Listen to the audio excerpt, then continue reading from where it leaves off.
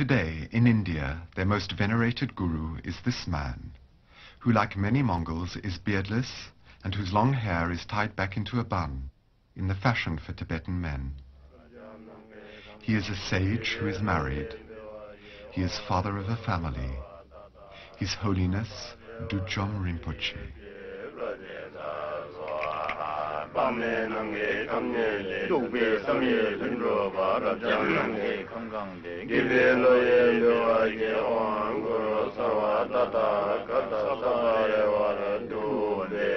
It is mainly against the Nyingmapa Lamas that some Westerners have made accusations of immorality, witchcraft, perversion of Buddhism, and other criticisms.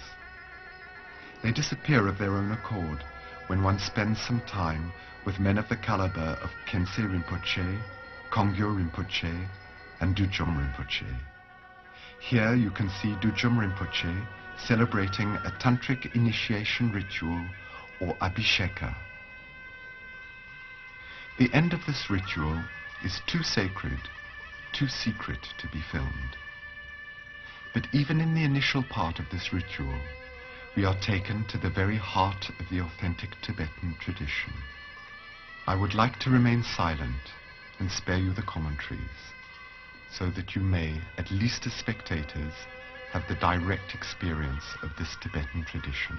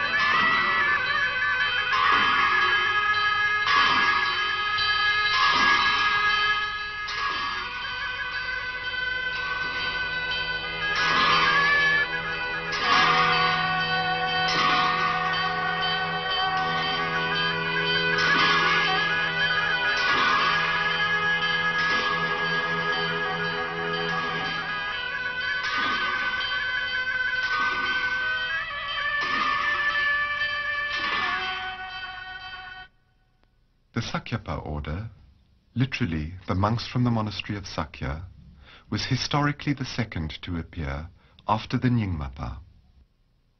Their leader today is the Dakti Sakya Lama Trizin Rinpoche. He is quite a young man, and he too is beardless and wears his long hair tied back.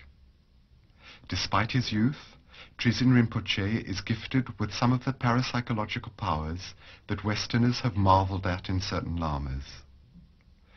These powers are in fact of secondary importance to authentic spiritual life and true wisdom. The Sakyapa is a non-reformed order like the Nyingmapa and the Kagyupa. On the other hand, the Yellow Hats, the Gelugpa, who descended from the reform of Tsongkhapa, constitute the official church of Tibet, the one to which the Dalai Lama and the Panchen Lama belong. Perhaps one could compare the relationship between the Yellow Hats and the Red Hats to the relationship between the Protestants and Catholics as it is today. Though a few important differences and memories of past difficulties still prevail, there is great mutual respect and a sincere desire for closer connection. On the other hand, the distinction between the three non-reformed orders reminds one rather of the main Catholic orders, Benedictines, Franciscans, and Dominicans. Their conviction is of belonging to the same church, but each one is attached to its particular tradition and to its founder.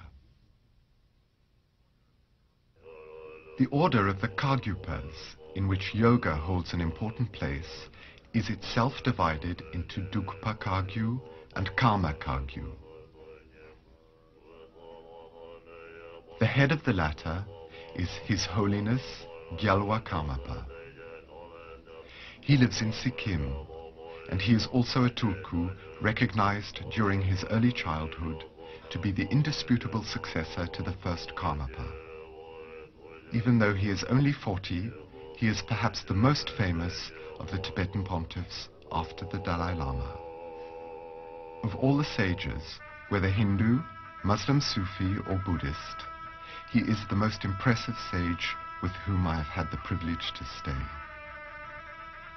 My own experiences close to him, the radiance of his presence, and his silent influence explain the depth of recognition and veneration that are accorded to him.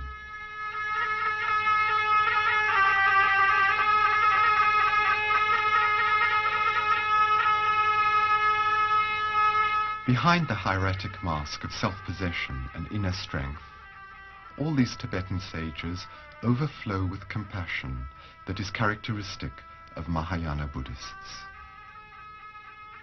Their religious life begins with the vow of the Bodhisattva, which is not to dissociate one's own salvation from the liberation of all beings chained to the illusion of birth and death. But the Tibetan church most familiar to foreigners is probably the yellow hat, or Gelugpa. Amongst the abbots and the high dignitaries with whom it prides itself, two are particularly respected: the two masters or tutors who educated the Dalai Lama.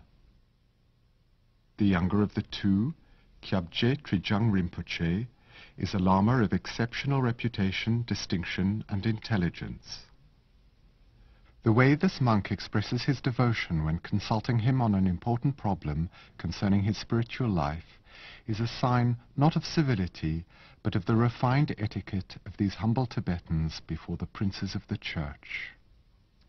Those who have been a disciple have not only received the most enlightening answers to the most vital questions from their master, but also the transmission of a force, an energy which cannot be compared to any other known experience.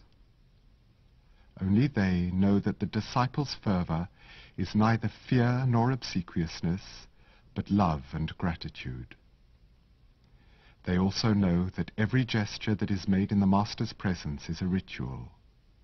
All food taken with the Master is a sacrament, and this silence shared with the Master is a communion with the truth of that which is.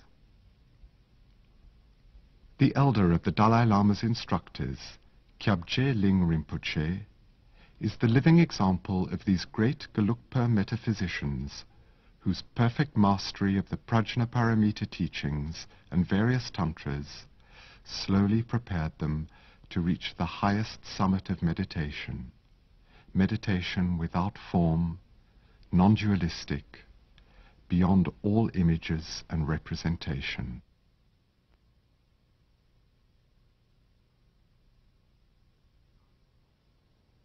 Dharamsala, in the north of the Indian state of Punjab, above the valley of Kangra. This is where the Dalai Lama lives, a monk who is 30 years old. Through his title, the Dalai Lama was already famous a long time before he took refuge in India in 1959. Here he became accessible to admirers, to the curious, to the scholars and the experts. Remote successor of the former Tsongkhapa, recognized as the chief political figure in Tibet by the Mongol emperors, considered to be the reincarnation of the Bodhisattva Avalokiteshvara, the 14th Dalai Lama, for all the Tibetan refugees, is the living symbol of their lost country. But this sovereign, for whom their devotion extends to collecting the dust upon which his holy feet tread, this head of state in exile, more famous than many of the prime ministers of powerful countries, is not a king, not an emperor, not a dictator, nor the head of a political party, but a Buddhist monk who submits to all the monastic rules of the sutras, including celibacy and chastity. A monk who prostrates himself with his fellow monks from the Patala in Lhasa and confesses the breach of the rules of his order.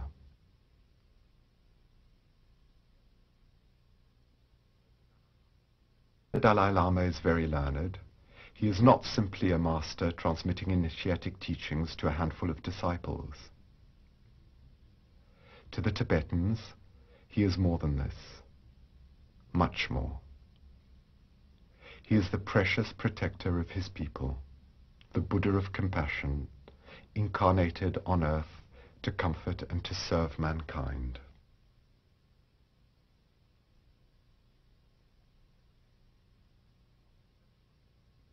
After 7 months living with the yogis, the monks, and the lamas of different Tibetan orders, I am deeply convinced that the Tibetan Tantric Buddhism, as it appears in 1966 in India and in Sikkim, deserves the celebrity it has gained.